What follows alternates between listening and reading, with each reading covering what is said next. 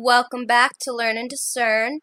So today we're going to talk about how the Syrian ceasefire deal is failing and what America plans to do as diplomacy fails.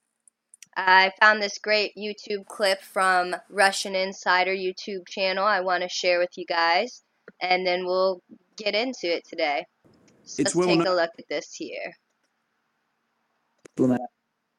Options that don't revolve around the act of diplomacy. I'd like to understand what Plan B is. Just explain to us the elements of Plan B. Two things, Mr. Chairman. Russia's actions. This is going, of course, to be bad for everyone, but it's going to be bad first and foremost. I want to hear about Plan B. Well, I understand all the context here. I think, sir, this is important because Russia against Russia, Assad. Give me the elements of Plan B. So two things. Again, the consequences of Russia, the regime, Russia's actions. Let me just say what we already know. There is no Plan B. Pretty accurate there. So basically what we have is Washington has no idea what to do from here. The U.S. and the UN are calling Russia out for humanitarian crimes that violate international agreements for their continuous bombings in Aleppo.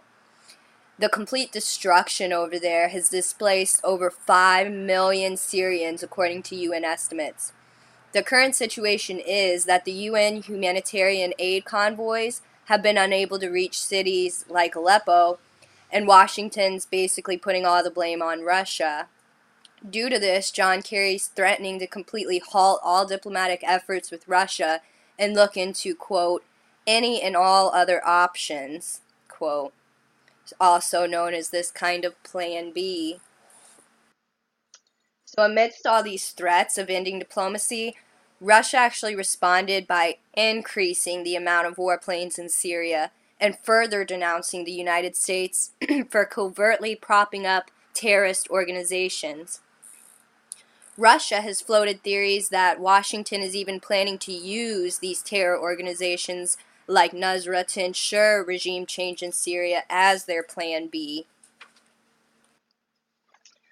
Not only did Russia reject Kerry's demands and increase their offensive attacks in Syria, but they also heavily denounced Kerry and his spokesman John Kirby for suggesting that Russia would suffer terrorist attacks if they fail to cooperate with the United States.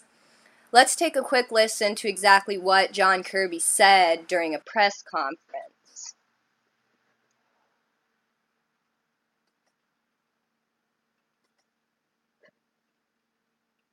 John, I don't think we have heard. So what are the consequences for Russia if this agreement falls through, beyond some interagency discussions about options that have not yet been chosen? What are the consequences for Russia other than Secretary Kerry won't talk to them on this particular issue going forward?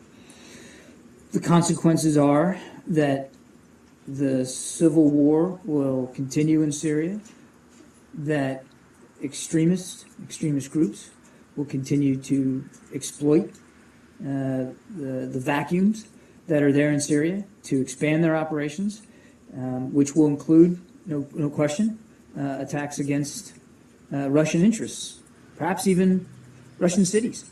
And Russia will continue to send troops home in body bags. And they will continue to lose resources, even perhaps more aircraft. The stability that they claim they seek in Syria will be ever more elusive.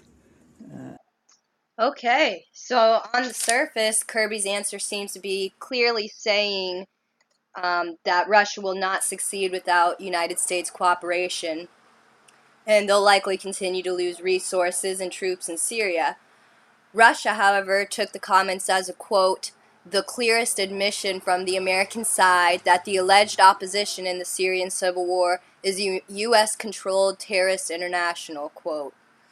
The Russian Foreign Minister Lavrov also said in a BBC interview that the comments sounded like an invitation to terrorist groups plotting to attack Russia, or somewhat of like a green light to commit these kind of things. I'm going to play a piece of that interview here.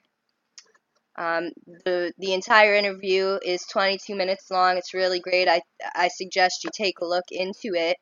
But for Today is right a now, I'm just year gonna since play. President I'm just gonna play a short piece of it for you guys. And again, you can find the entire full clip on Russia Insider YouTube channel. I can assure you. So about the situation in Aleppo, the entire problem derives from the fact that the United States and the coalition led by the United States cannot and refuses basically to separate the opposition from Nusra and the terrorist groups who joined Nusra. Instead of separation, we see more and more groups coming into alliance with Nusra. And whenever we hit Nusra, we are told, look, you shouldn't do this because there are good people next to it or in the middle of Nusra's position.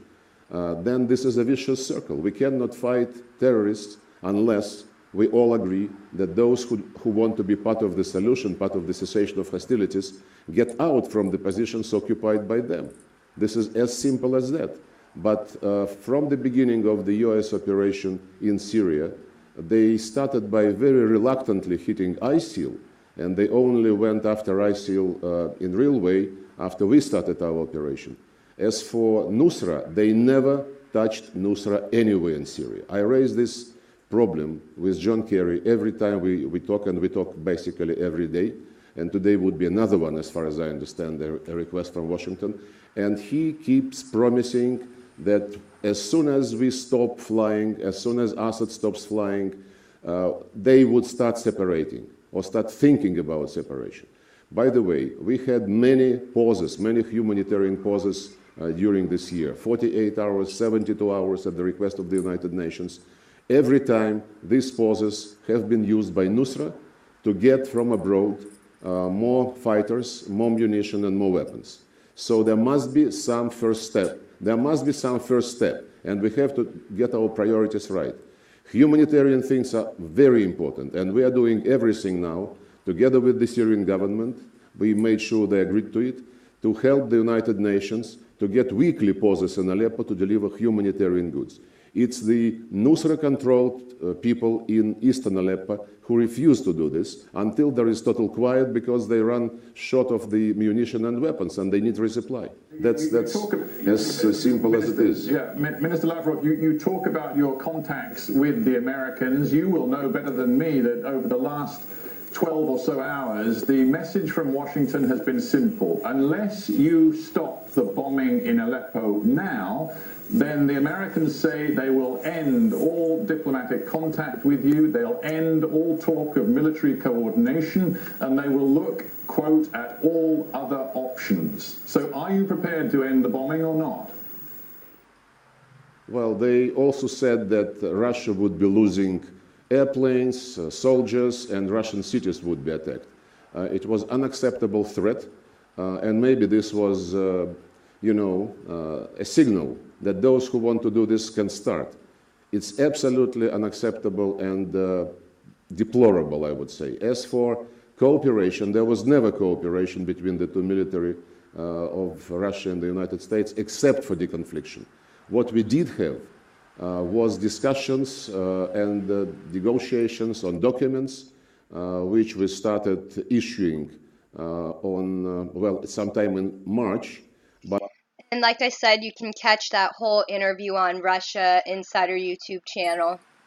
But essentially, as diplomacy between the United States and Russia fails, fighters from literally around the globe are amassing for a huge final showdown in Syria. This is apocalyptic proportions, okay? You can see here from the Telegraph, U.S. officials said they were seeing signs that thousands of troops from across the Shia world, including Syrian regime soldiers, Iranian Revolutionary Guards, Hezbollah fighters, Iraqi militiamen,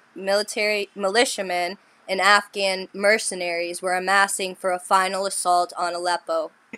And of course, we know there's plenty of other countries involved as well. This is an article way back from 2014 talking about how this actual Syrian civil war is driven on both sides, okay, by this apocalyptic prophecy. Among so many prophetic works talk about, Damascus, Syria being destroyed. As far as the Christian perspective, we know from the prophecy in Isaiah that Damascus is, in the end times, there is an apocalyptic showdown and it is completely destroyed. It never becomes a city again, okay? That's how bad it is. And we know this from Isaiah. Now, from a Muslim perspective, as you can see from this article here, this huge battle is supposed to happen right before the return of their prophet. And listen to this quote from this one Sunni Muslim jihad who uses the name Abu Ammar. He says, if you think all of these Mujahideen, apologies if mispronounced, but if you think all of these people came from across the world to fight Assad, you're mistaken. They are all here as promised by the prophet. This is the war he promised. It is the great battle, the grand battle. Okay?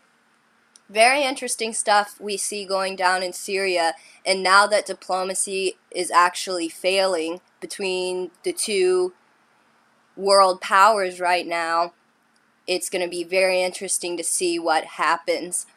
So keep an eye on this. Let me know what you guys think and if you hear anything. I appreciate you guys listening. Have a great night, everyone.